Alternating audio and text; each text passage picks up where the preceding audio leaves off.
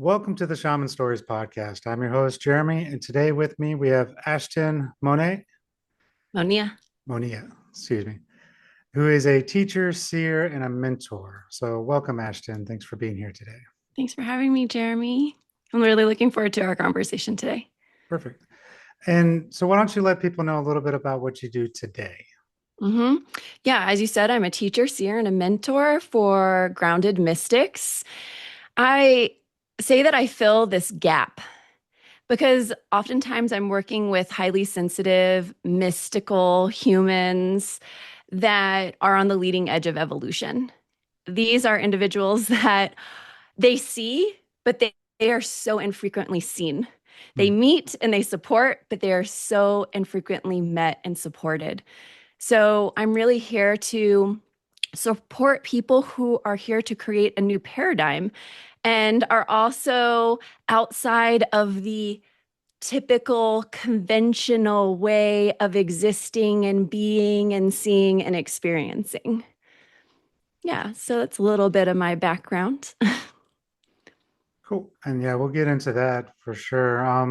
So what was life like though for you as a child? I like to start at the beginning for people. You Yeah, kind it's of important. grow up with this stuff, or were you the outcast working your way through? Yeah. So I grew up in a highly dysfunctional family system, as I feel like many of us do when we're high alchemists and we're here to really do the deep bloodline healing work that pretty much no one's touched in our family system for centuries.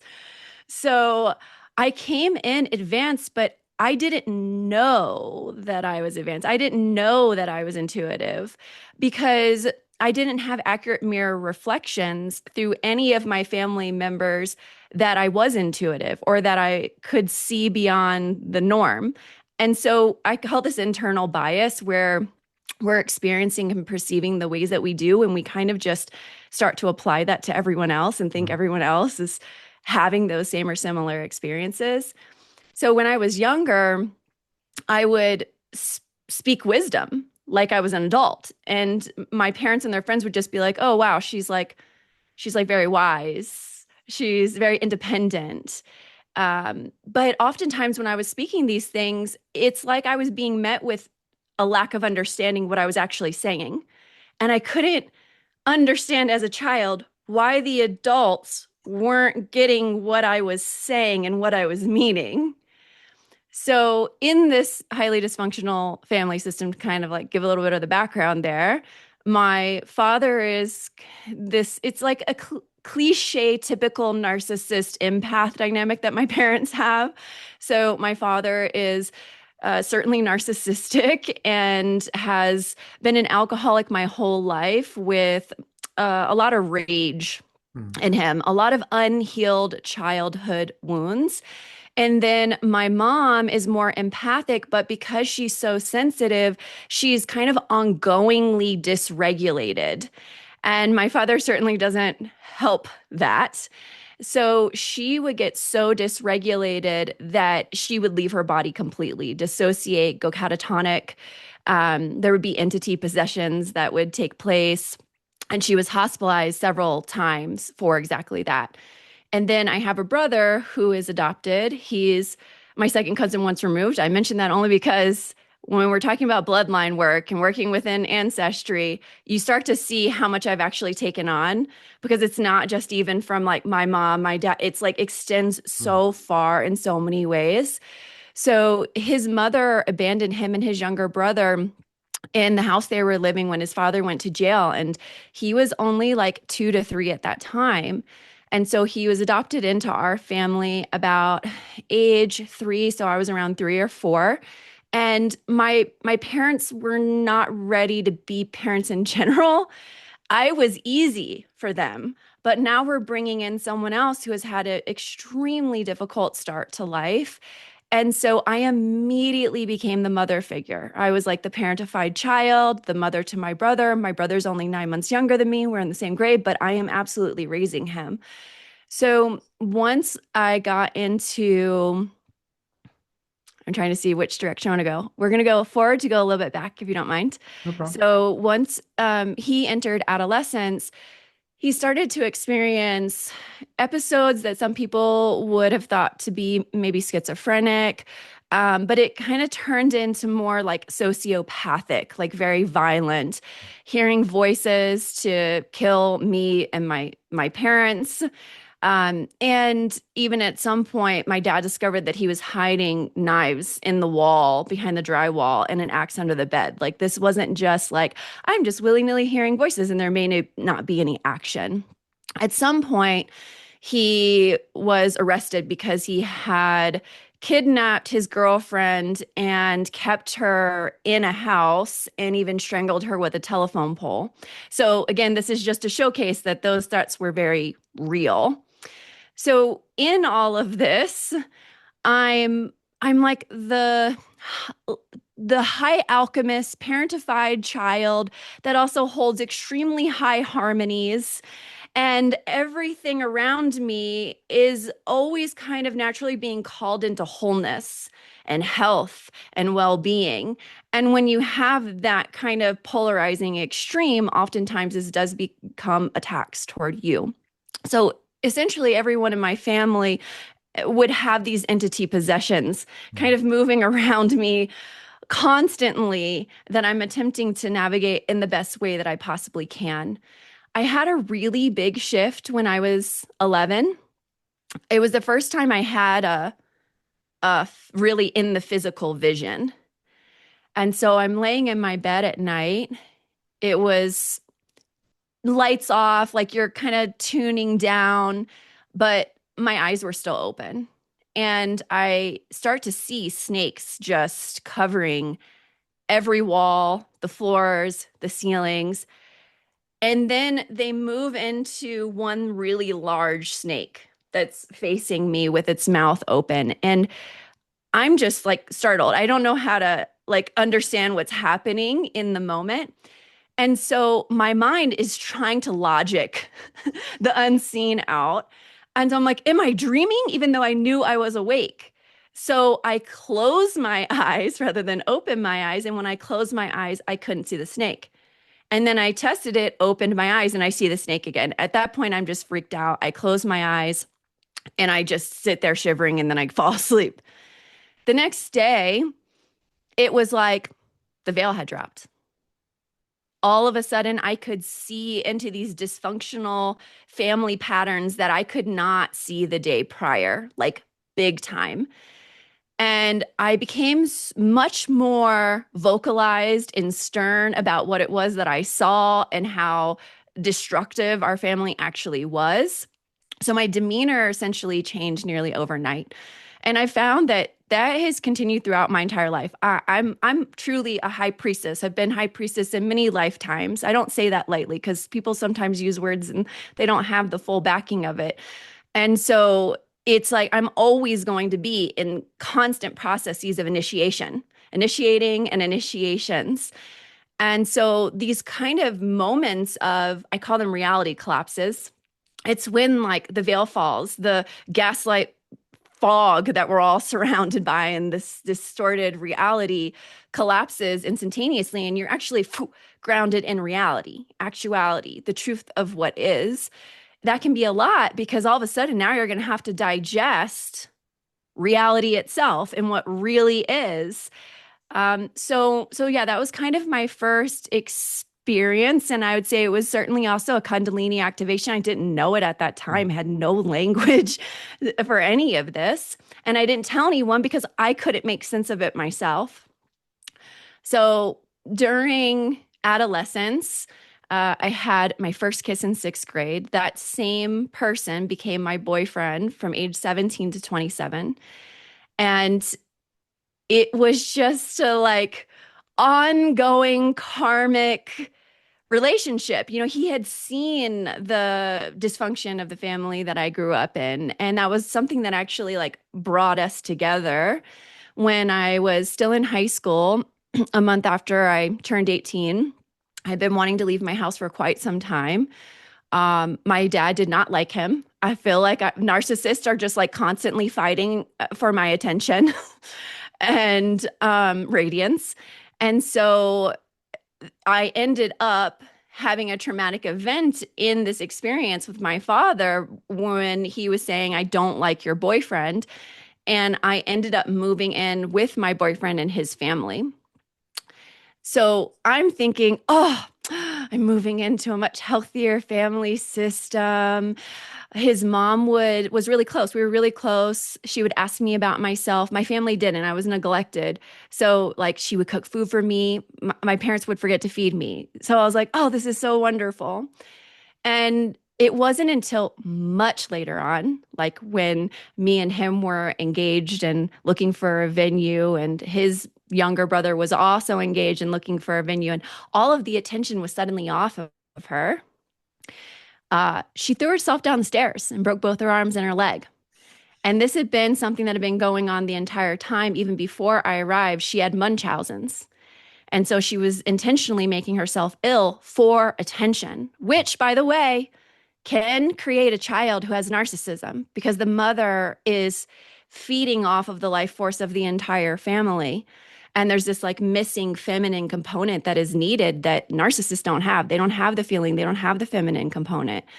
So we ended up parting ways, and it was really my intuition. It was like me feeling like, oh, my grandma is everywhere. I don't know why my grandma's everywhere, but she is. And then suddenly I'm like, oh, these songs are speaking to me, like telling me to leave this man. And then I had this moment one day, another reality collapse, where I was speaking to both my boyfriend at the time, fiance, and our mutual friend. And I would say to him, you know, you treat me like I'm invisible, common gaslighting technique. And he would say, no, no, no, no, no. And I'm thinking, because I just have such a pure heart, and I call that purity bias. You don't necessarily see the malevolence that can be outside of you because it doesn't exist here. So it doesn't make sense to you. And so I'm thinking, if this man just knows that this is happening and he loves me, right? You like try to convince a narcissist.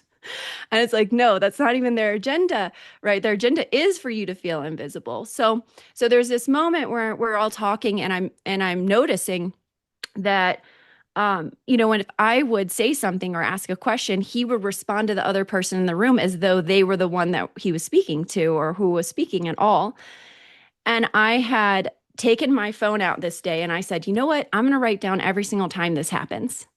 And so when that moment happened and he responded in that way, I went to go write it down, and I'm looking through my phone and I'm just scrolling and scrolling. There have been so many times that this had happened. And here comes a reality collapse. It was just like, whoo, I'm shaking, but it's like I feel so sturdy and stable and clear inside. But my body is shaking because I'm having another, like, it's a reality collapse, but it was also a Kundalini experience simultaneously. So we go to have a conversation, and I realize, like, all of the techniques he was using, they weren't working. I wasn't coming out of my center. I couldn't be gaslit in that moment. I did give him another 30 days. Gosh, goodness gracious. And when that happened, it was like music kept speaking to me, spirit kept speaking to me. Even the experiences that I just described of this Kundalini, I would say to people, it was like an angel entered my body. I realized much later on, as I've been doing multidimensional integration, it was an angelic part of myself that is like, no, you need to stay on your path. And so it supports me in that way. But so again, there was just like this elevation of my intuition and spirit speaking to me. And this song was like, you have to leave. And the song was the thing where I was like, I'm gonna go in. I'm gonna like, or I'm not even gonna go inside. I'm going to go to my friend's house and I'm gonna tell him we're breaking up. So there's no conversation. He can't try to convince me out of it. I came home the next day with the intention of getting a bug out bag, knowing he was going to be working. But you know, narcissists know where their supply is at, and they track it. And so he ended up arriving maybe 10 minutes after I got home shut the door, sat me down, talked at me for 4 hours of how I needed to stay with him. And I just was so depleted that I went, okay. And then I got in the shower and I literally passed out. I'd never passed out before in my life. I was so absolutely depleted. I did not have life force in me. I fell asleep, woke up 16 hours later, was like, whoa, I slept for a long time. Went to go do dishes, put two dishes in the dishwasher, and it was like, I'm exhausted. I can't even pick up my arm. I need to go lay down again. So I go to lay down, I fall asleep again. And as I'm waking up, like he's now home, and I'm like, oh, something's wrong. No, no, you're fine. Everything's fine. And I'm just thinking, as soon as I have energy, I'm going to pack that bug out bag. I am leaving. So that's what I did. After that, when we were, officially separated, there was so much space for life force to return to me, for my own spirit to return to me. I was 27 about at this time. It was right before my 27th birthday. And suddenly I'm like seeing color totally differently. I'm seeing the sky differently. Water droplets are like the most amazing thing I've ever seen in my entire life. And I'm pointing out to be like, do you see how beautiful this is? It felt like I had escaped prison, 27 years of being gaslit. And that is what I consider my first wave of awakening. I was both rectifying reality coming out of this gaslight, like really like so gaslit that it's like everything was fractured around me, but still also coming to life and crying tears of joy nearly every single day for 9 months. Like I've done it. There's something more to life that I didn't know was here before. About 2 years later, I end up having dreams, and I'm in really short form this story, Jeremy, because there's a lot of details. But I ended up having dreams that synchronistically brought me to a man that I had a very strong cosmic connection with and had had so many prior lifetimes with. And so, because of that, there was just like this immediate, like a bouncing off of each other, activation after activation. All of this multidimensional memory started coming in. My extrasensory perception got heightened a lot. Like it was at least the first 9 months, and I was like, I'm basically just on mushrooms every day right now. And I don't know if this is going to be the rest of my life, but like this is what I'm experiencing. The amazing thing about this is that he too was having side to side experiences with me. And so it's kind of nice when you're coming into something like that and another person is like, do you see that orb over there? And you're like, right? And then you can describe it. And it kind of helps ground the unseen to have two people seeing the same thing at the same time. I I love this man. Like I love this man with all my heart. I for sure thought this is going to be my person for life. There's no way. I didn't even know that relationships like this at that point existed. And so it felt like this is it. This is the thing. And I learned that it wasn't the thing. And part of why it wasn't the thing is because we had this polarity where I was deeply rooted and grounded. Like even the ancestral work, the gaslighting that happened in my family, I remember being a kid and there would be experiences that were happening and someone was trying to tell me that it happened differently than it was. And I was like, mm-mm. Ooh, I'd push it into the ground and I'd hold the exact tick, tick, tick, tick, tick of events. And that's a part of what I also do when I'm like healing my ancestry. There's been so much suppression of what actually happened. And so there was a lot within inside of me that was deeply grounded and had been doing ancestral work. I have a background in psychology. I got my undergrad in psychology. And so those kind of realms were not foreign to me. Whereas he was cosmic and an astral traveler. And so it did this beautiful mirroring between us of like the direction that we were being called into, right? Me more to cosmic and him more to ground. But when it came to the activation going up and then it needed to come back down, that's where he was like, no, I'm I don't know how to do that, and I'm not here for that. And then he would just dissociate more and dissociate more and dissociate more. So the first 9 months of our relationship was like, wow, like this is amazing. Like we're really doing the work together, deeply connective in so many different ways. And then once that coming down started to occur, he left his body, and he left his body to the point where his eyes changed, his posture changed, his voice changed. He had amnesia. He did not know like the experiences that we just had for the last 9 months. He would tell me that I was lying, like I was trying to manipulate him. And it's just like, whoa, there's this really bountiful, beautiful love that's so rare in the way that it's rare. And suddenly you wake up next to that person and it's like it never happened. And so that was really hard for me. He then started going a little bit more in and out. It's like, oh, here I am again. Now I'm gone. Here I am again. And at that time, I was working on a master's degree in marriage and family therapy. And I was both working on my master's degree and receiving downloads about dissociation, because the shamanic view of that versus the counseling view of that, there's like different kind of components. And I find that where psychology is kind of missing the point is more in the soul retrieval part, in like understanding fragmentation in that way. So the downloads I was receiving were more of that.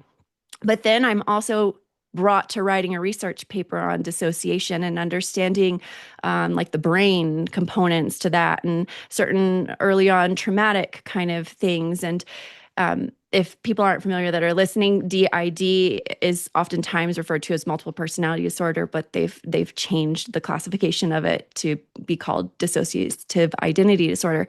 So I started to be able to track, oh, this is, and that's his name. This is his name. And so there's like a very high spiritual component to this man that I connected with at that level. There's the more human him, but he's grounded and he does the work and he's not running. And then there's the deeply avoidant and very traumatized and projecting perpetrator on the person that loves him, which is really, really common. And so we're attempting to navigate that in the best way possible, but it just, when you are connecting at such a high multidimensional level, you're meant to have the deepest roots. Otherwise, you can't ground all of that. It's just, it'll blow a person's system out. So we could not together, I could have, right? But I need a partner who can match me in that ground the high level things, the coding and the templating, the multidimensional remembrance, et cetera, architecture, our connection. Our connection led me into remembering that I'm a divine level architect. I actually, at a soul level, I restore planetary systems, lost civilizations, and dimensions. And I've been doing it for a very, very, very long time. And so divine level architecture is a part of all of that. And our connection, like on our second date, he had pointed out that I have this freckle on my hand. And I was like, what? Like, that's my favorite freckle. But how did you know that it was there? And he's like, oh, because I have a triangle on the exact same hand and yours is at the center of it. That is a part of divine level architecture. The feminine is the center point, and there's temple architecture. And so there's this being held.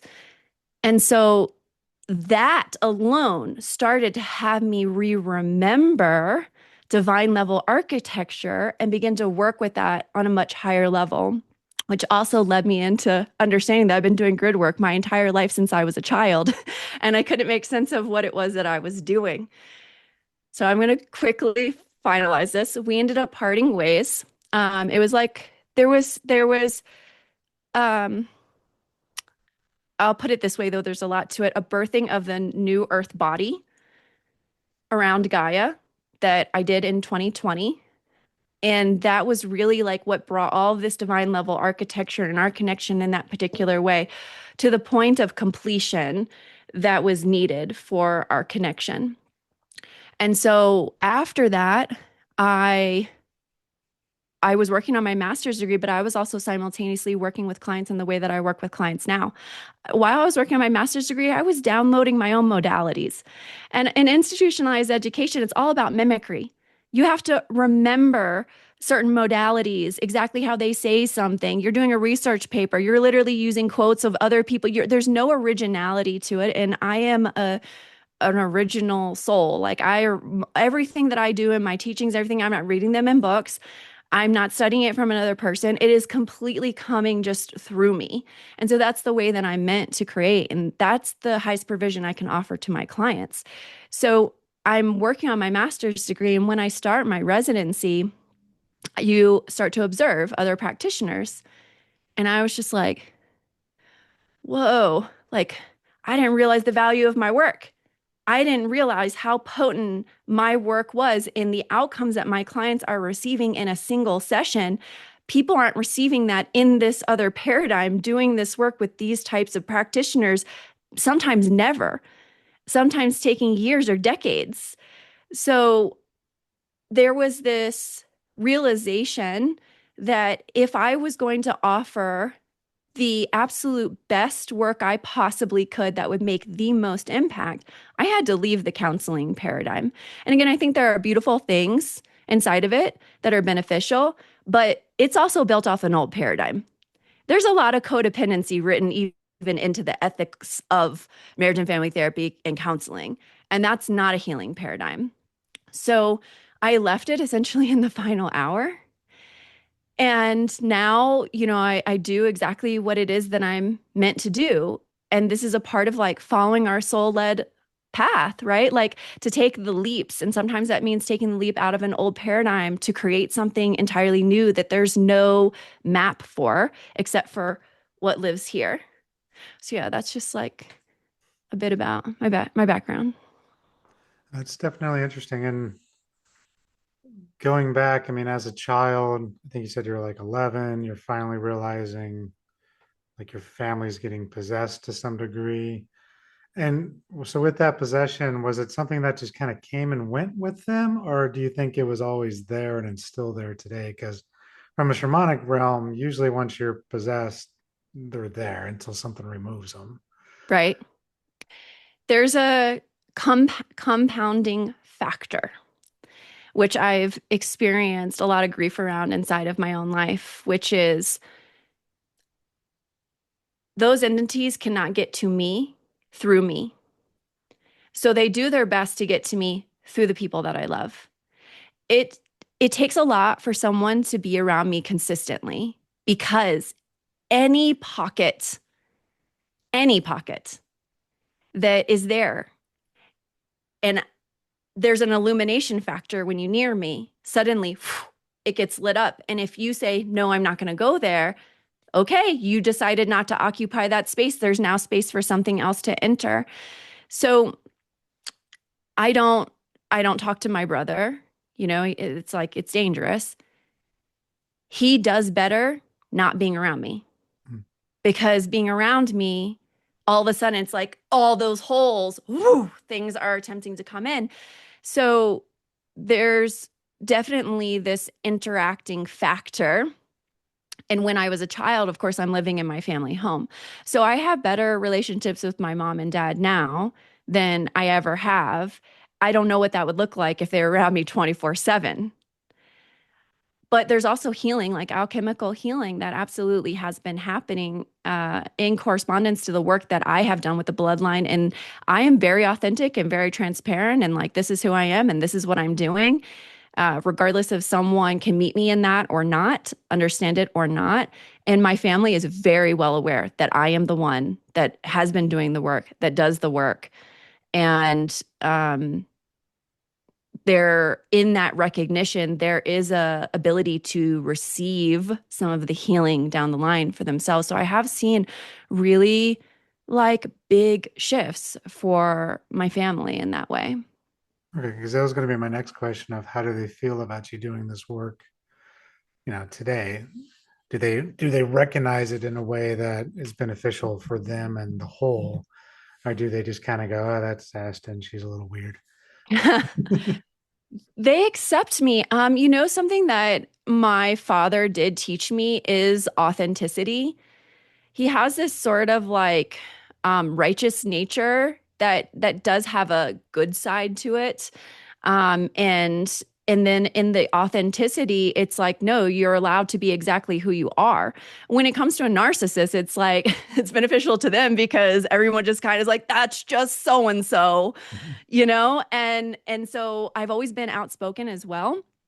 And there's space for me at the table to be who I am. I don't share like everything that I, of course, could with someone that can meet me at a similar plane, and really understand what it is that I'm saying because they're just not going to get it. And I understand that. But we have conversations about that too. Like sometimes I'm like, this is something that I'm moving through and I know that you're not going to entirely understand it. Or this is something that I moved through when I was a child and I know that you're not going to entirely understand it. But that is my experience. And there is a level of acceptance around that. And I feel like that just as a base level is very healing for everyone.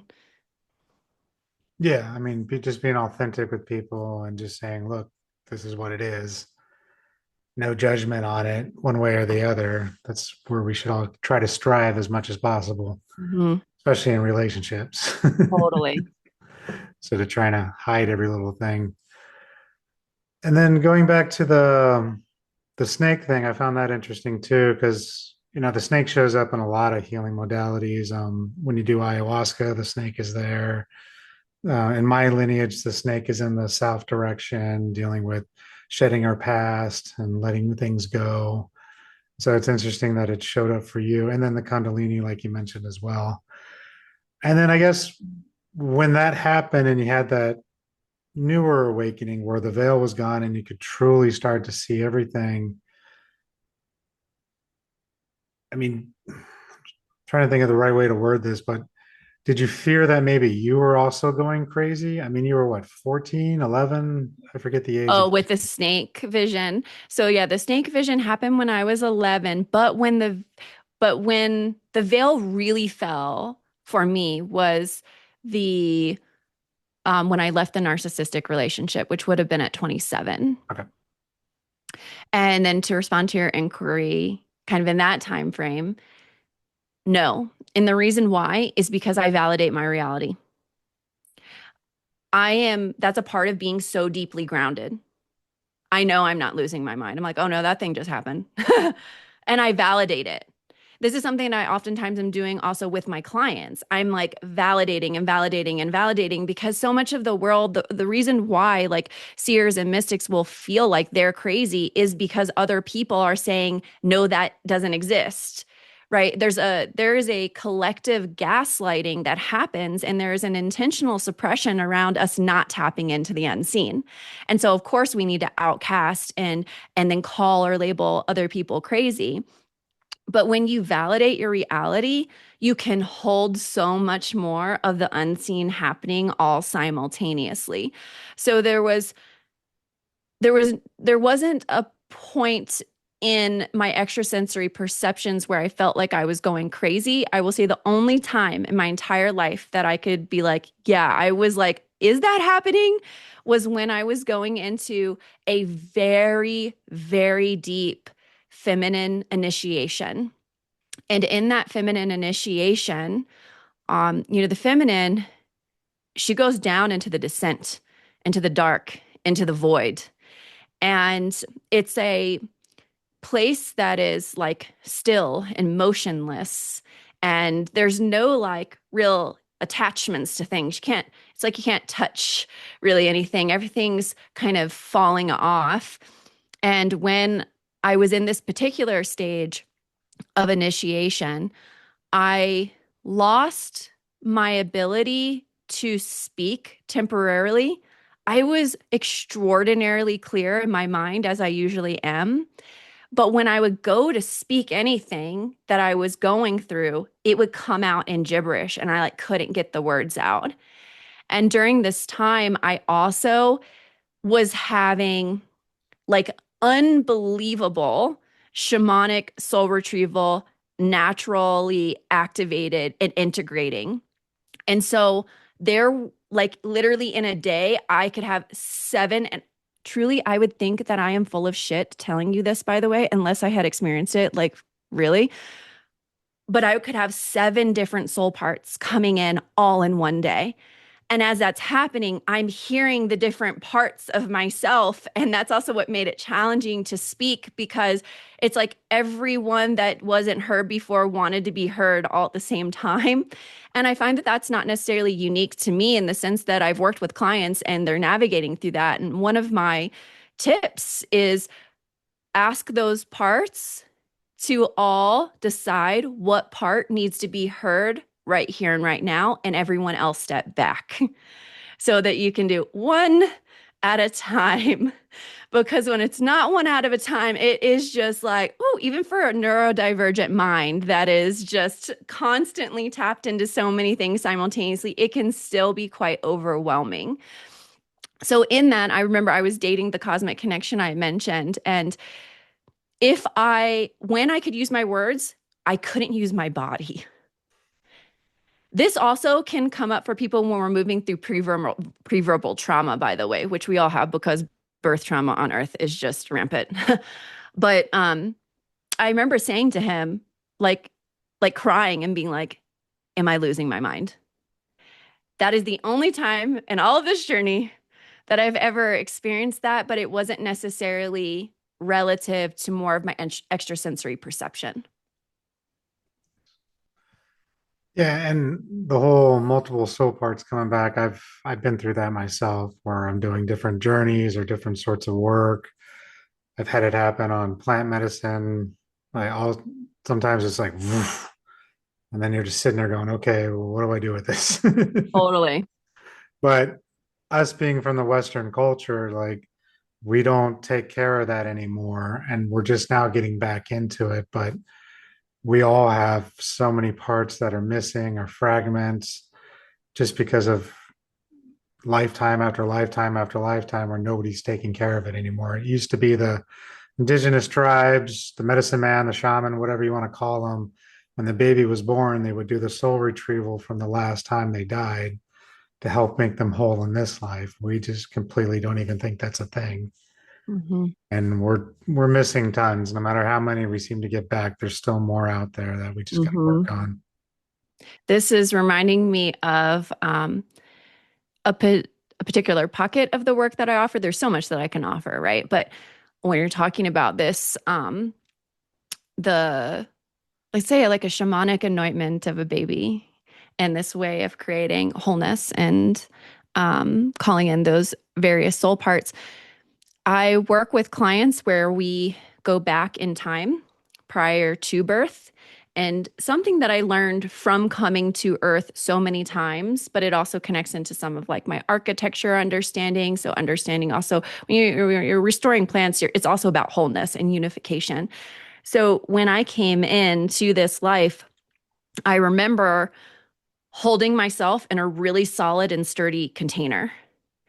It's like, when high harmonic beings are descending very quickly into lower density frequencies, fragmentation is often the outcome. And so, the more that we can solidify our container as we're coming in as a soul, the less fracturing can take place. And so, I've found that there's a way in which, in my client work, we can go back to the prior to birth experience. I'm able to offer the proper architecture and wholeness and hold that soul in a field that also is anointed by like my divine mother essence. It holds it in a very particular way. And then through that coming into this world through a biological womb. And that will naturally start to bring in this kind of soul retrieval that we're talking about. And it'll happen in a way that typically doesn't overwhelm the system because when we're using the past in that way, it's offering more time points for that to have already happened. You're just going to have to do more of the digestion, of course, in this moment. But there are ways that we can do this even after birth and coming into life. But oh my God, how amazing would it be, right? If we were all getting receiving this as a baby, that would be wonderful. Yeah, we were doing a lot of things like that, and we could fix a lot of things early enough. But you know, this is all fringed alternative medicine, even though this was the original medicine back in the day. And then with that though, so your work in general, it sounds like you've more just got downloads of how to do things. Did you go through any specific training, or is it more just naturally came and you just started working with it? The only training that I have is what I received in institutionalized Hmm. education. So through psychology and during my master's in family therapy, there were modalities that I was more called to, like, for example, internal family systems, which is It's parts work. the right parts work. It's the most shamanic Yeah. of psychology that there is. And then also somatic, but even like the somatic piece, like I'm naturally attuned to bodily wisdom in a deeply energetic and physical way that is somatic. And so oftentimes the people that I work with, I consider them to be somatic processors. It's like we are receiving information, we can feel ourselves even receiving codes and transmissions into our body. And there are things that when provided energetic work, we feel it in our body. There's a kind of attunement to the body that we have that many people that are less connected to their body and more dissociated and disembodied would not be able to have. So no, that's the only kind of background, and even in that, so I met Dick Schwartz. I walked up to him because I was looking for a mentor for my supervision. I was just like, I am so advanced. I don't know who's going to be my supervisor. I was looking all around the country, and I was talking to him about the things that I was doing before I found internal family systems. And then I was like, oh, there's a guy that has this modality and it's parts work. Even parts work, no one introduced me to it. I just naturally started doing it. And shamanic, where I just naturally was shamanic but didn't know it. It's really been about the discovery of who I am and allowing that to let the modalities and ways of being and supporting to come through me. And also, it's also like about remembering who I've been. Like if you remember, oh, wait a second, I'm a divine level architect, all of a sudden your client work shifts because there's all of these things that you are able to offer someone because you have all of that already here with you. And that's a lot of stuff that I also do with clients is I'm calling you into your soul-led path. I'm a beautiful divine mirror that can genuinely see you and meet you at a very full, multi-dimensional earth and otherwise degree. And so then we discover like your soul's essence. And then, okay, where's your medicine? Where's your mastery? What is wanting to naturally be birthed through you? And of course, this is not the way that most people are doing things. Like, we're not taught to even connect into our own essence. We're really conditioned out of that. And that means that then we can't actually begin the discovery process of what our true medicine is and really bring that into the world. I find that the people that are called to me or drawn to me are the ones that are like, I know there's something living inside of me and I need some support to really refine and figure out all of what that is and develop it.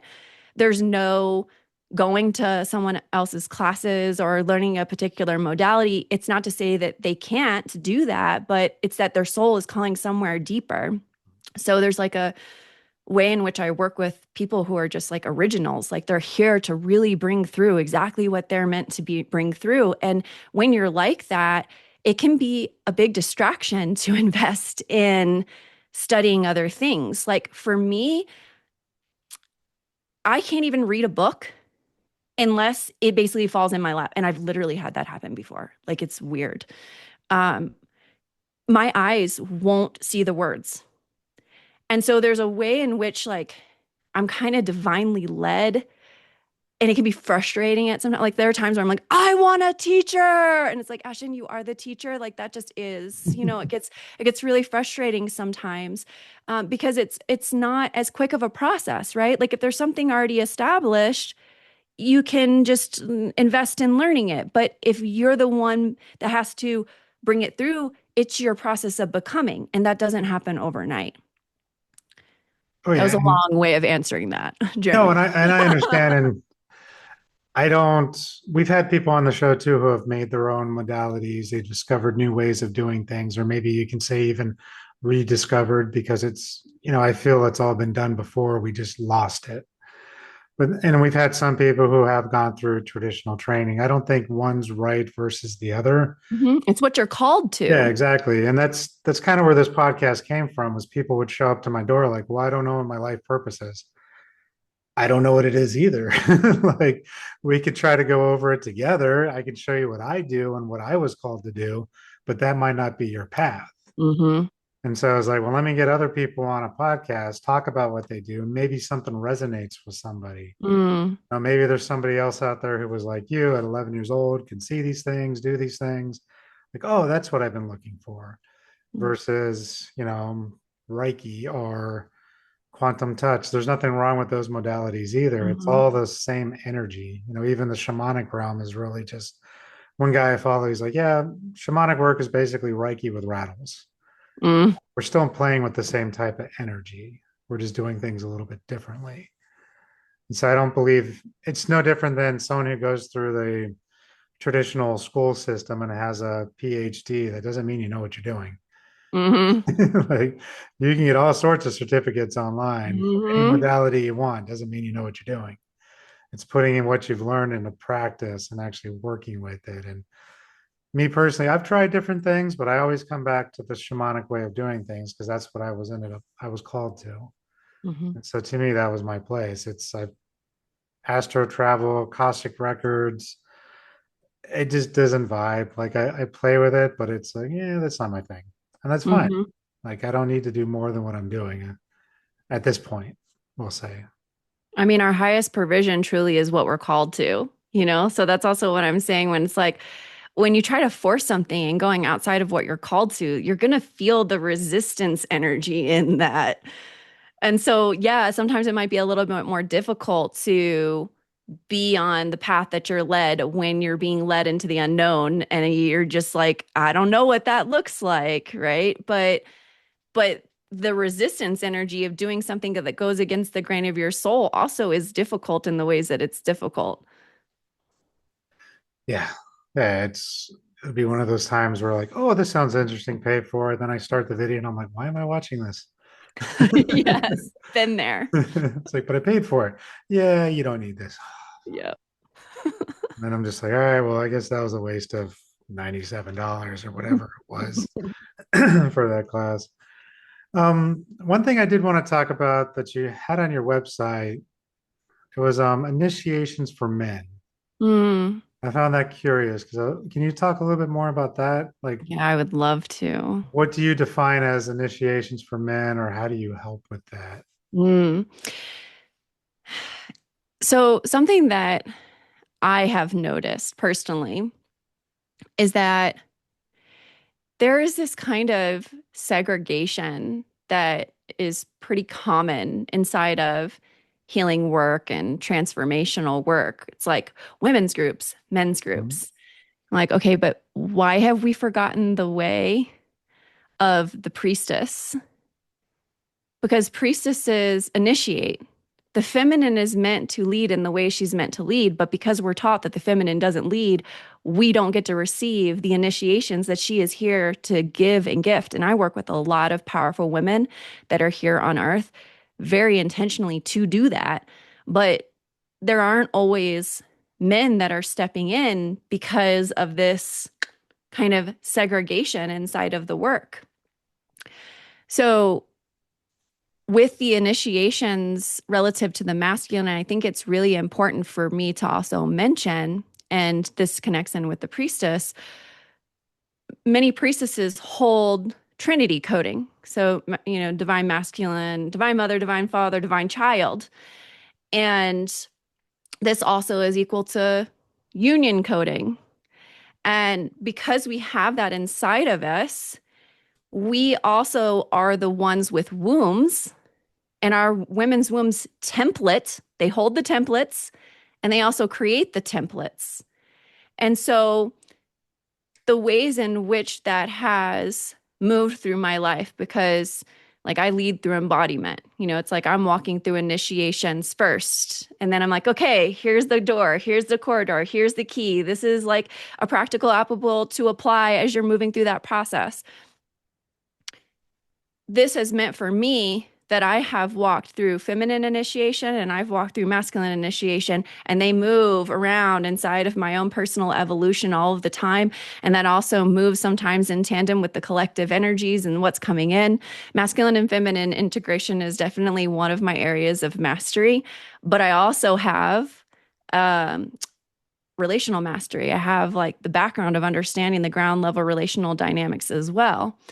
So, in that, I have gone through masculine initiations that men are meant to walk through. And I have done this into and through my own body, in particular, the right side of my body, because it's the masculine side of the body. And because of that, it's given me the ability to understand and attune to the masculine in a way that a lot of people could not, to include men that have not moved through those initiations. And so, there are activations, like you move through an initiation, all of a sudden you're the carrier of those activations. So I have very specific coding in my body to offer to men that offer them activations and initiations. And I can also understand, lead, and teach and guide as they are moving through these exacting kind of processes. One of those is like, how do I give word to this? Say one focal point of sorts that I've noticed between me doing masculine initiation and feminine. Feminine is so womb related. Ooh, the memory lives in the womb. And so there's a lot of layers for women to go through when they're going through womb healing and learning to become what I call the woman of wisdom, which is womb related. When a woman really taps into her womb and she removes the conditioning, she unravels it, she discovers, wait, the womb has access to everything, like everything. She can know anything at any point in time as long as she has this connection and reestablishes it with her womb. But to do that, she has to move through all of the aches and the pains that have been happening for a very long time, both on and off of earth, that live inside of her womb. And it can be very uncomfortable. Well, when I moved into masculine initiation, I had a somewhat similar but different experience relative to the heart. And it's what I call the missing masculine heart. So it's not the heart on the left side, the feminine side, it's on the right side. There is a energetic heart that is meant to live in the right side of our body when we have the proper energetics in place. And it does this beautiful mirroring because the feminine is really typically the unseen. The masculine is the physical, the seen. And so this is a beautiful example of masculine and feminine integration and what it actually looks like, because we have the physical on the feminine side of the body and we have an energetic heart here on the masculine side of the body. So there's this process of moving through masculine initiation that has and holds a lot of layers inside of the heart. There's a lot of grieving that is needing to be done, to include understanding the destruction that has occurred by way, particularly of mankind. And that can only be done by a man engaging in feminine integration with his masculine. So in my teachings, I'll say, like, this is base code masculine, this is base code feminine. And so it's not that it operates a little bit differently when your base code is masculine, but you're integrating the feminine, versus your base code is feminine and you're integrating the masculine in. So this is also where we start to see how the feminine is meant to be engaged in a essential component to men being initiated and coming into their manhood. Because if you do not have the integration of feeling, for example, how are you supposed to be attuned to yourself, to the people around you? If you do not have the integration with the heart, which also connects with feeling, how are you to know your true life path and purpose? Because it really does arrive through a man's heart. If you're not in that space, you're likely in your mind. And your mind has a lot of imprints and a lot of conditioning to tell you who and what you're supposed to be as a man. And it is literally moving men around like they're chess pieces on a chessboard rather than them engaging in their own will and taking steps to create a new paradigm, which men are here to materialize the templating that the feminine holds. How also is he supposed to materialize that templating if he is not coming into contact with a woman that holds the templates? So this is a part, there's so much more, right? But this is kind of to just sort of frame some of what I mean by initiating men. And when I do this with men, there's also there's so many relational outcomes. Like one of the selling points that I say is when you tap into your feeling body and into your emotion in this particular way that I'm describing, and you descend into your body from your head into your heart, you're going to be so much more present to yourself and everyone around you. And people are going to start to feel you in a way that you haven't been felt before. That includes the woman in your life.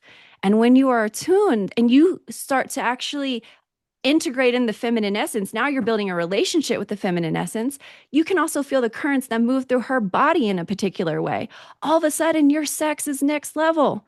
You didn't even know sex like that could happen. So again, there's many reasons to do this, but as one example or selling point for the why.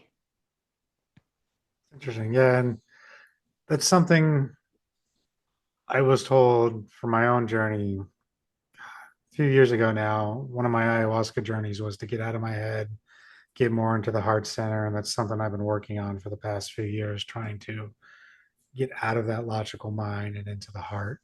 And it's definitely not an easy thing for most Mhm. men, especially considering most men, what you mentioned with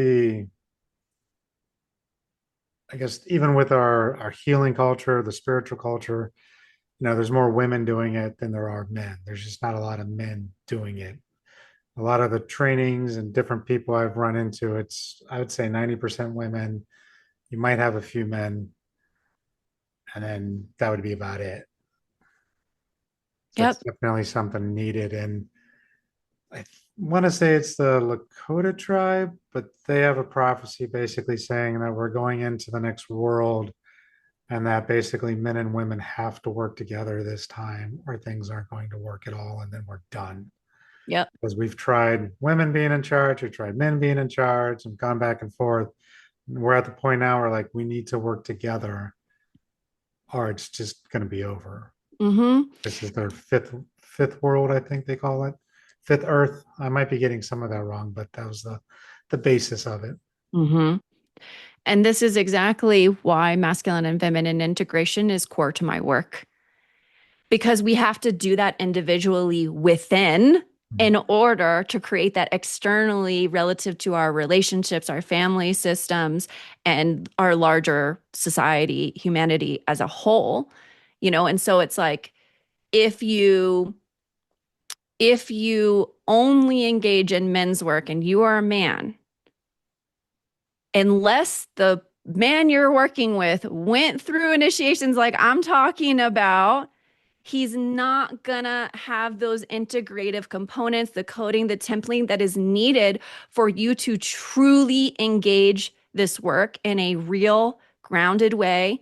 And then you're able to then step into life as a man of heart and a man of presence that is deeply in your body and felt.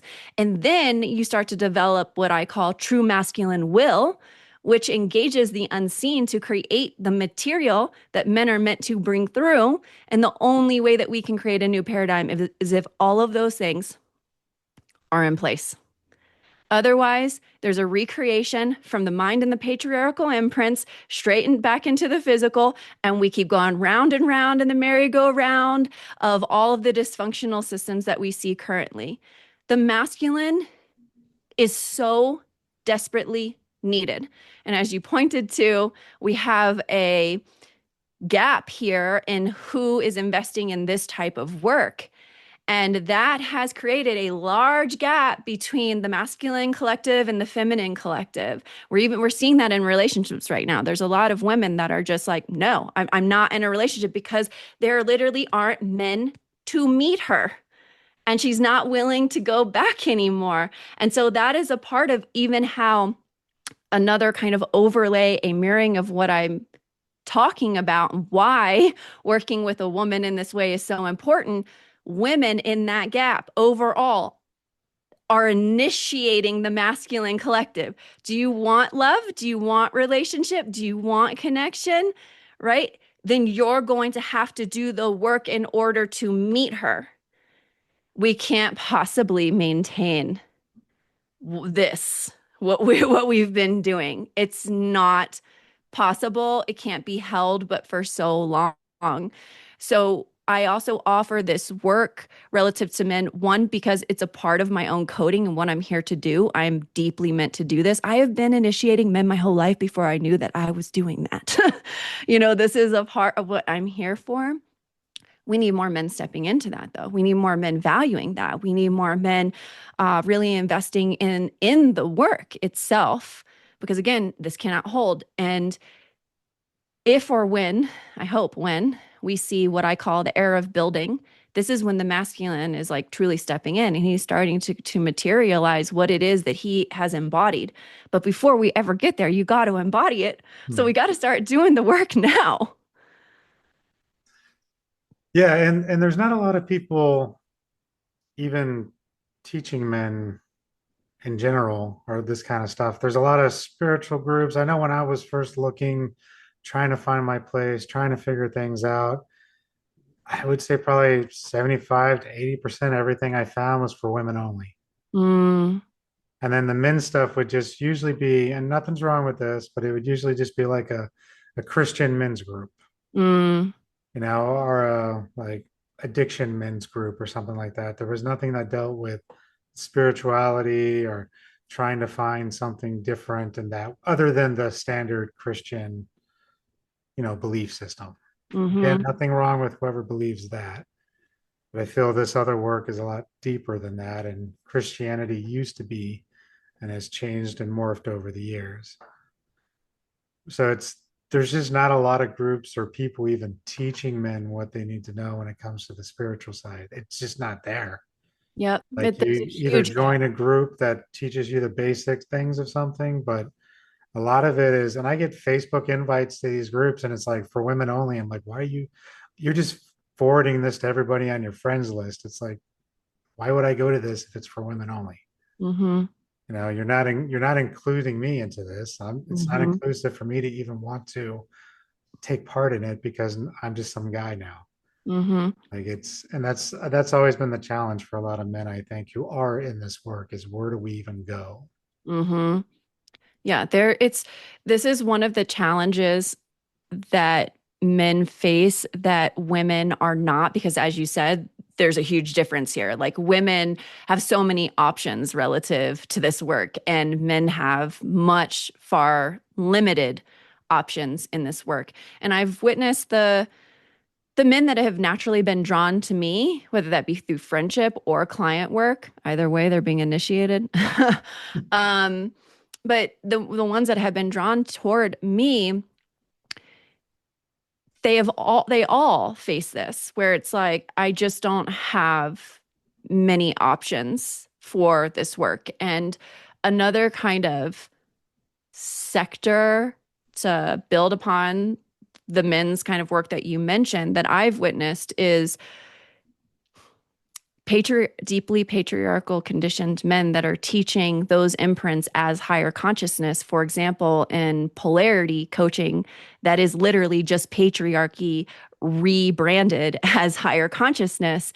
And it's like, okay, so a man will then be like, oh, I have something that I can step into. This is higher consciousness. And what's being reaffirmed there?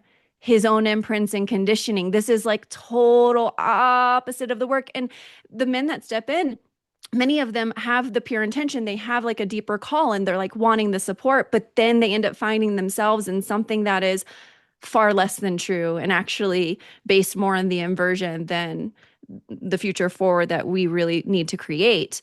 So it's unfortunate that there are also kind of traps along the way because it's like, okay, there's so limited options. And then here are the options. And by the way, in those options are traps, And so I constantly am kind of like, hello, like I am here. I am really here, like for the real thing, the real work. Like if you're being called, this is the place to truly be and become. Like it is my work is just rare to find. Like I'm not even going to like sugarcoat that in any way. And part of why I think it's really important to speak these things into being is because there are a lot of things out there that are intentional diversions to get the people that are feeling called to do the work all of a sudden in like a U-turn, like a trap door kind of experience. And we want as many people to step into work that is clean and true and real and right and aligned as possible. And that means that I have to, for example, differentiate myself from all of those trap doors. Yeah, there's a lot out there, and it's definitely a challenge for most men. So hopefully if they're listening to this, they can at least reach out to you and see if it works for them or not. Because there's just, yeah, it's either you're, like I said, some sort of religion group, survivalist group, workout group. Those are usually the key points that are advertising the men. But when it comes to spirituality outside of those standard religions, there's nothing there. Like at least I haven't found it. And I've even looked because I was trying to do a deep dive in like the divine masculine, and it's like there's not a lot out there on that. Mhm. There's some basic YouTube videos, but and some AI generated books, but there's not much in regard to that. But you look at the divine feminine, it's like tons of stuff out there. Mhm. So even if you're trying to go down that path, it can be a challenge for a lot of men. Mhm. You might want to check out my newsletter. I've got a lot with Okay, both built into it. So there are several prior newsletter editions that I have that are related to integrating masculine and feminine, and some of them I'm speaking directly to the masculine. interesting. Yeah. Yeah, I'll definitely check that out too. And then before we run out of time, though, there was another thing I was curious about on your site. You mentioned insights on shifting currents of global energy. Now, we Mm, kind of talked a little bit about that, but I was curious if there's something like, that's coming, maybe something we should be mm, prepared for. There's been a lot of, there's prophecies out there about a great change that we're in the middle of. There's astrological stuff going on. I think a lot of people feel the shifting. I've seen a lot of shifting and even people getting into this work, especially right before 2020. And then mhm. definitely afterwards when everybody was stuck at home and then realizing, hey, there's more to life than this. Yeah. This is going to be a little bit different than typically when I'm asked about the what I call collective tide energy. And I'm not meaning to be a Debbie Downer either. Just this is just what is kind of present. Yep. Um, so something that I've witnessed is these beautiful, divinely orchestrated opportunities for the collective. Let's just take the section of time between 2012 and now. And oftentimes when we're like a little bit earlier in our journey, maybe it's like our first stage of awakening, it's like, whoa, right? Like there's a whole world. Oh my God, humanity, we can shift overnight. Everything's going to be different, right? And I've been speaking about this relative to what I'm calling the optimist and the realist, and I consider myself both. The optimist is more related to like our inner child, whereas the realist is more related to the wise one or the crone. Mm. And so it's easier when we're younger to be like, there's gonna be flying cars in 5 years. So when we're in our 70s and there are things that we've witnessed not become. When you feel the surges of the currents that are coming in for humanity to awaken, it's so palpable in your body and your spirit. And also, if you are a seer or an intuitive, you may also be someone who's a traveler, right? Like you can move your energy into the future. And when your energy is in the future, it's right here, right now for you. Also, when we're highly telepathic, we know how much information could be received instantaneously, just like that, or how much could change instantaneously. All of that is actually available to humanity. However, we have free will here, and it is based on our choosing.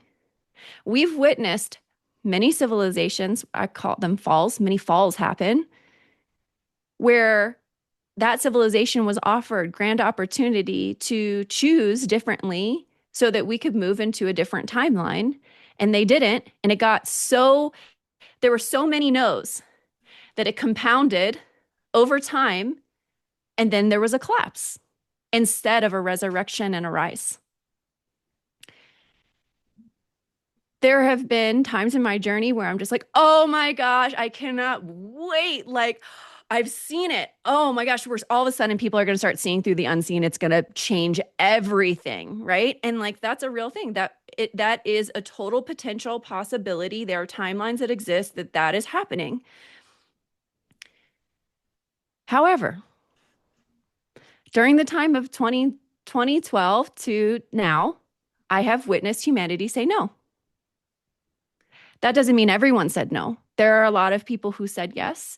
And in the surge of the energy toward yes, unfortunately, what we face, and I don't think we necessarily anticipated when we were like making contracts outside of Earth and like, this is going to happen, we're going to do this and it's be great, and we're like totally going to get there.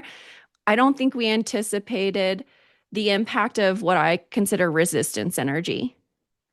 So when there's like a surge and there's a collective consciousness that is emerging, there is a resistance energy that is attempting to press upon that and stop that. And then we see things like false agendas. We see very pure things suddenly convert into something that is false, and people are not able to tell the difference between the truth that's inside of the illusion to what the illusion is sitting next to the truth. So why I'm mentioning this is because tuning into the collective tides, they're far more clear when there's a surge and humanity is riding it. Mm. What we have somewhat witnessed is humanity saying no, and then there's an intensifying, the illumination of the dysfunction is just increasing and increasing and increasing and increasing. I mean, it's becoming like so insane. What I previously have seen and felt into, and the collective tides are always shifting, right? I talk about this a lot in my membership group. We're always attuning to what the collective tide is, because when you can leverage that for your personal growth process, it's like, it's so good. So we do that as a group together. But relative to things that I have seen before is, for example, where I say the era of building is going to inevitably arrive. We hope. Because men have to step in order for that to happen. And still, there are opportunities that are showing up even right here, right now. I just had a very bizarre arm injury, and I lost the ability to move my fingers and my forearm. And I got so much inflammation that it literally dislocated my elbow, and I didn't know it. And this is on the right side of my body. So the right arm and elbow and all of that is connected to will. And I've been learning a lot from that injury, because I was also moving into what I'm calling in my own teachings deeper surrender, which is feminine. And I was saying, like in my membership group, I'm being led into something that's deeper than surrender. And then as I've been moving through that, I was like, oh my gosh, you guys, deeper surrender is teaching me about what now I'm calling true masculine will. Because what I find relative to will and um, men, we're all conditioned in this way, but it impacts men the most in this way, where will turns into either force or shutdown. Hmm. It isn't integrated with the feminine, where there's a deeper surrender, where you're allowing life to lead you into the unknown, which is feminine, right? It's like, oh no, with my mind, I need to know exactly where I'm going and what I'm doing. And it's like, no, no, you have to integrate more feminine surrender because then your creation is going to be cleaner. And again, all of those things are needed to create a new paradigm to materialize it, which comes through the masculine. That is his part in these collective evolutionary stages. So I'm mentioning this because this is in the air. Not only did I have this arm injury, but I have a really close friend that's an incredible shaman, and he's a man. And he was like, so many people have told me that they had this right arm injury, and I also have this right arm injury. And we were picking up similar things and getting different kind of pieces to the puzzle relative to what this is. And so there is a realigning that is available for us right here, right now, relative to letting go, learning how to let go to create space.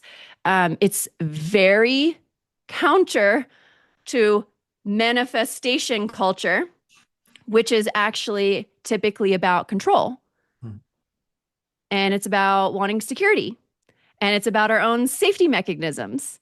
And it's like, if I do this, then that. If I take this leap, then that. If I, it's not actually the purest form of creating. Yeah, and usually it's just people wanting stuff more than anything else. Most Totally. manifestation is just about, oh, I just want money. Oh, I want the new car. It's like, what do you really want? Exactly. What does your soul want? And what is What does your your soul desire? need? Yeah. Yeah. Yeah. So this is what I'd say right now to bring it kind of into the current moment of kind of a collective opportunity that's calling to us if we want to step into it, which is to really surrender and really let go. And this includes like your deepest attachments. I've been recently teaching this as the thing that you most either fear becoming or you fear not becoming. Can you let it go? And not by way of your mind. Can you really let it go? And if you can let it go, then there's space for the arrival of what is meant. Do you trust life to really have your best interest? That doesn't look like what we want all of the time, right? Like that can look very counter to what we think that we need or want.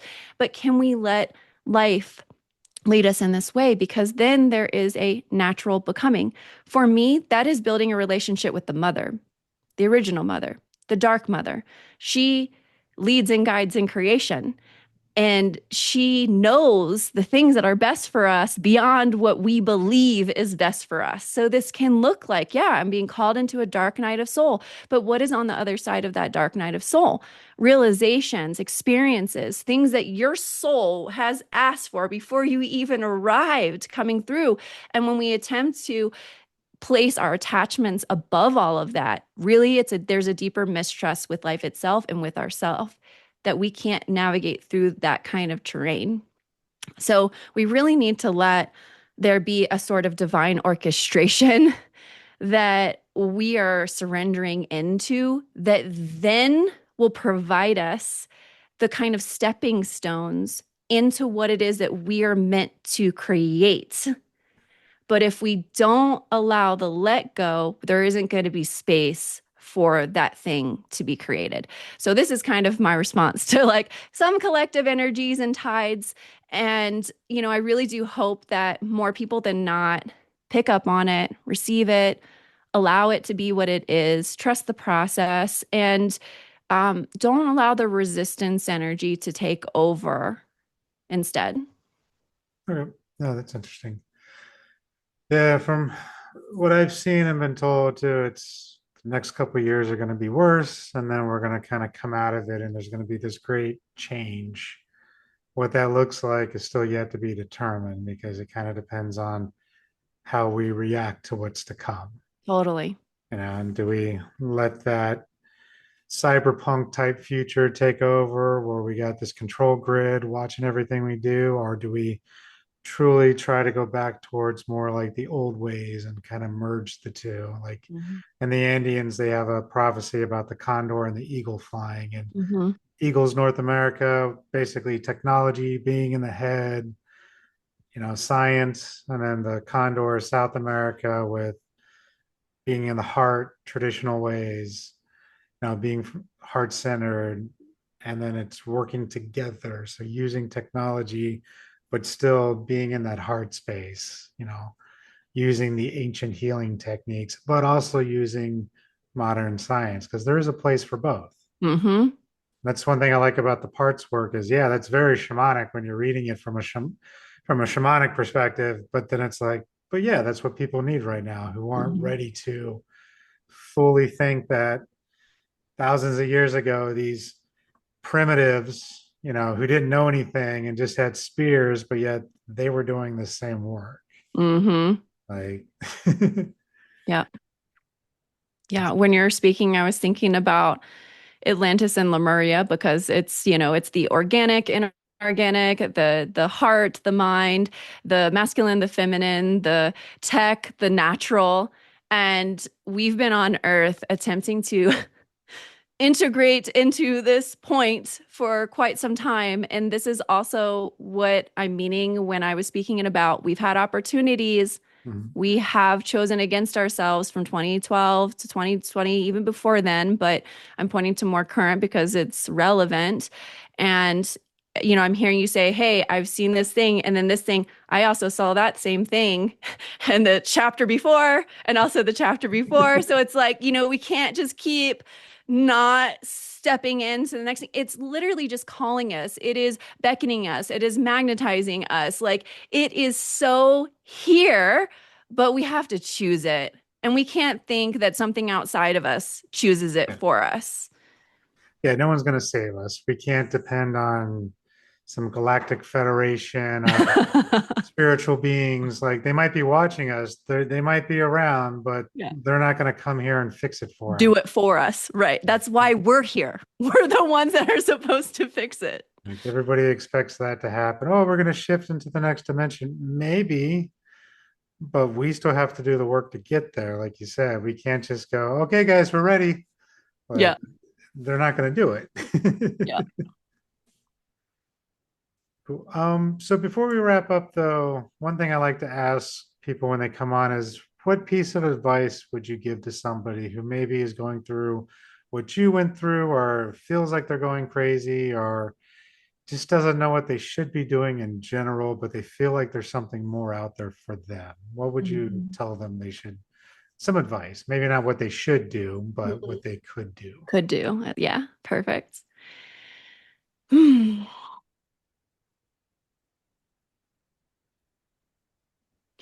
To slow and drop in. The mind loves to rattle. And sometimes when we feel a soul calling, which would be like that feeling that allows you to know that there is something more, or maybe even just life is beginning to rapidly shift around you and there's no denying that something is happening here, but you can't quite make sense of it. There is a blueprint, there is a map inside of you. It lives at your center, which is oftentimes why they're trying to take us out of our center and, for example, to preoccupy our mind. So allow yourself some stillness and slowness and breath in space and begin to move your energy just down and down and down, inevitably to what I frame as the core. So, like right in your center, and let your energy rest there. Now, when you begin to do this, typically the mind will rattle more. It'll get a little bit louder because it is we're conditioned to go up into that space so much that when we begin to descend underneath of it, there's kind of an automatic response that'll get elicited and it'll try to call us back up. So if you start to hear a little bit more rattle while you're attempting to get still and quiet and slow and center, know that that's normal. And then just keep breathing and keep letting the energy drop. And the more you can let it drop and then rest in your center, and really, this is like bringing attunement and presence to your own soul, which we all could use more of. That is where answers, clarity, signs, wisdom arrive. And that will help you inside of your journey to discover what it is that is calling you, even if it's just one puzzle piece at a time. It's still going to begin to illuminate what that is for you. And then, just as a caveat, don't go into the place being like demanding answers because your body won't respond to that. This is an invitation for an arrival. And so be with it in a way that is reverent and respectful. Nice. I like that. That's beautiful. And with that, so why don't you let people know where they can find you? You mentioned you also had a membership. I don't know if you want to talk a little bit about that. And then Yeah, I'll put all this stuff in the show notes as well. So people should just be able to just click the link and go right there. beautiful. Yeah. So my business is called True Self Embodied. My website is trueselfembodied.com. My membership group is called the Integrative Evolutionary, and it is a really incredible, rare to find space for those who are interested in doing the work really and truly. I do have an application and an interviewing process, so this is not a just open membership group. There needs to be resonance and alignment. So if you're interested, then the website, True Self Embodied, does have the link to apply. I also have one-on-one sessions. My seer session is amazing as a starter session where there's a deep attunement to your soul and essence. I tap in beforehand and then I'm like deeply, deeply present with you, past, present, and future in those sessions. Truly, a single session with me is like a multi session with the vast majority of other practitioners. So you're really receiving a lot and we'll have a lot to work with thereafter. And then also my newsletter that I mentioned. I mean, this is like absolutely free. And I do monthly teaching transmissions. There's a written version, but then I also do a video with it. So genuinely, this is like being enrolled in a course of higher consciousness. So that newsletter link can also be found when you go to my website. And so I recommend that to anyone who just wants to kind of get more familiar with the work and also to just consistently be engaged with the work as well. Nice. Yeah, I'll put all that in the show notes for people as well. And I will say, it was great having you on. And actually, this episode actually happened because you reached out to me, which was nice. You were one of the first few that have reached out to me, and I'm not trying to find others. And so, with that said, if others would like to come on the show because you have something to share, please reach out to me, the Shaman Stories Podcast at Gmail. I'm no longer trying to find people. I'm just going to let them come to me now because that was a lot of work. And so I don't want to do that anymore. But I do want to have people on the show. So if Mm. people do want to come on the show, you know, please reach out. We'll set something up. But yeah, with that, it was great having you on, and I appreciate you doing that because you were like I was actually about, what, I think I'm done with this. And then I got your email. I was like, I guess I'm not done with this. I love that. And It then look was at this amazing conversation we got to have today because of that too. Yeah, a lot of keep fun. doing it, Jeremy. Keep doing it. I enjoy it. I just don't enjoy the finding people and the all Behind that the other scenes stuff you got to logistics. do. And did I already reach out to this person? Try like it's just who do I talk to next? Because I went through the list of people I knew Mm, and some people who were recommended to me. And now at this point, I'm like, I'm just not, I don't have time to hunt down guests. I'm just going to let people show up. mhm, They want to show up, great. If they don't, then that's okay too. That just tells mhm, me I need to move on to the next thing. mm. But no, it was great having you on, and I really do appreciate it. Yeah, it's been a pleasure. Thank you. Mm. Thank you for listening to this episode of the Shaman Stories podcast. If you have any interest in the services that I provide or the services of my guest, please click the link in the show notes below. Thank you. And until next time, have a good journey.